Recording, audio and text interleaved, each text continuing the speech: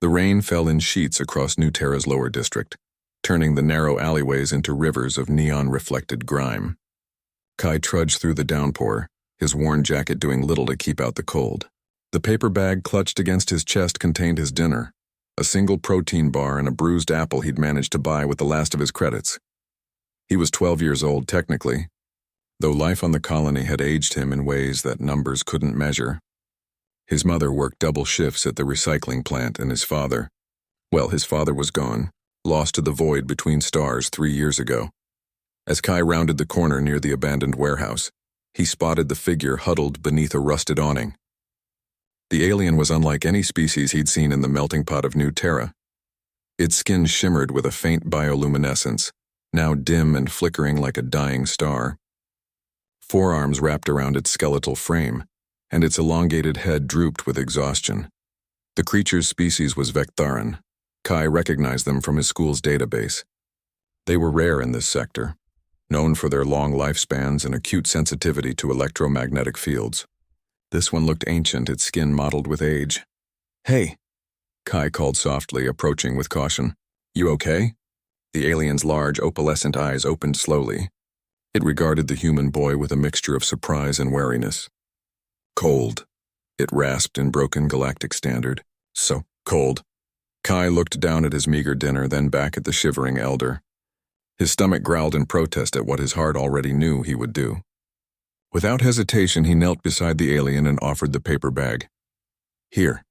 It's not much, but it's warm. Well, the protein bar is." The Vectharan's eyes widened, their bioluminescence brightening momentarily. "You give? To stranger?" "You're not a stranger," Kai said with a small smile. "You're someone who needs help. My mom says that makes you family in the way that matters." One of the alien's 4 hands reached out, trembling, and accepted the bag. It pulled out the protein bar, examining it with wonder as if it were the most precious thing in the universe. "Human child. Why? You have little yourself." Kai shrugged, pulling his jacket tighter. "Having little means I know what nothing feels like. Can't let someone else feel that if I can help it." The elder ate slowly, savoring each bite. When it finished, it looked at Kai with an intensity that made the boy shift uncomfortably. "What is your name, small human?" "Kai. Kai Morrison." "Kai Morrison," the alien repeated as if committing it to memory. "I am Vectharan. Once I was many things. Now I am forgotten. Not by me," Kai said firmly. "I'll remember you, Vectharan." The alien's eyes glistened, whether with rain or tears, Kai couldn't tell. "You have given me more than food, young Kai. You have given me something I thought lost forever. Kindness without expectation, humanity, in its truest form." They sat together for a while, sharing silence as the rain continued its relentless assault on the colony. Eventually, Kai's wristcom beeped, his mother checking in. "He had to go. Will you be okay?" he asked, standing. Vectharan nodded slowly. "Because of you, yes. Go, young one. Your family awaits." Kai waved goodbye and disappeared into the rain, his stomach empty but his heart somehow full. 3 weeks later, Kai returned from school to find his mother crying at their small kitchen table. His heart seized with panic. "Mom, what's wrong?" She looked up, her face a mixture of shock and disbelief. "Kai, someone transferred 5 million credits into our account. 5 million, and there's a message. It says, for the boy who sees people, not species, who gives when he has nothing. May his future be as bright as his heart." Kai's mind raced back to that rainy night. "Vectharan," he whispered. His mother grabbed his shoulders. "Kai, who is that?" "What did you do?" I just gave someone my dinner. He was cold and hungry."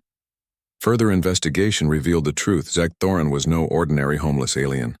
He was one of the wealthiest industrialists in the sector, a pioneer in terraforming technology who had amassed a fortune spanning centuries. He had been conducting what he called the final test, traveling to various colonies disguised as destitute, searching for pure altruism in an increasingly cynical galaxy. In 1,000 beings across 20 worlds, only Kai had given without hesitation. Only a poor human boy with nothing to spare had shared everything. The news spread across New Terra like wildfire. Reporters clamored for interviews. The wealthy suddenly wanted to meet the virtuous child of humanity. But Kai and his mother stayed humble, using the money to help others in their district, opening a shelter, funding education programs. ensuring that no child would go hungry.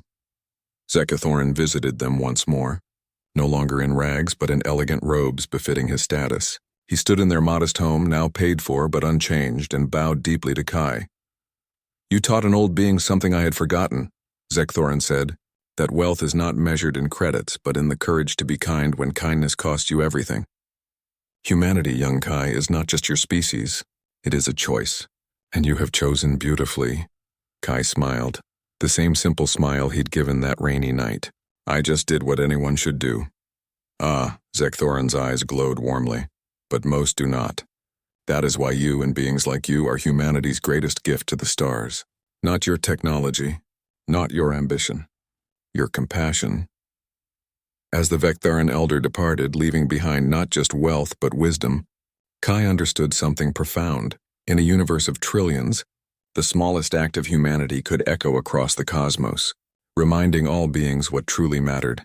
And in the lower districts of New Terra, hope bloomed like flowers after rain.